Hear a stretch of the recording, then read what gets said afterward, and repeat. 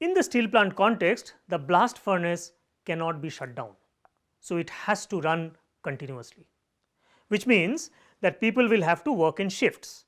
So, usually in that steel plant that I am talking about, there were 3 shifts.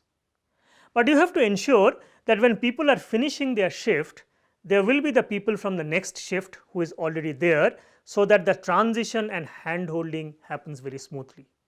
They would come to know that if there was any problem in the earlier shift, so that they can immediately start working on them. So, in order to ensure that, you have to put a rule that people will have to come to office at a specific time. In any steel plant you look at, you will find that there are very strict rules about timing. You have to come at 6 o'clock in the morning.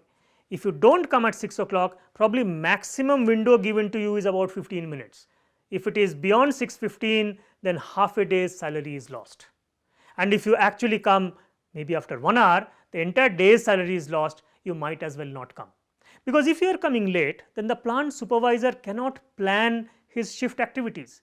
He or she needs to know how many people do I have in my disposal, and if somebody is falling sick, then what they will do is they will offer overtime. So, apart from direct supervision, in this kind of environment, we have a whole bunch of rules and regulations tied to financial incentives and penalties. So, rules and regulations becomes my second lever of controlling people's behavior. Again, think of classes, think of students. We do have a lot of rules and regulations. We would tell them to come to class on certain amount of time. We would of course ask them not to look into their cell phones, but they continuously violate those rules. And even in classes which are remotely communicated like this, it is far easier to break those rules. But in organization setup, it is very important to have these rules and regulations.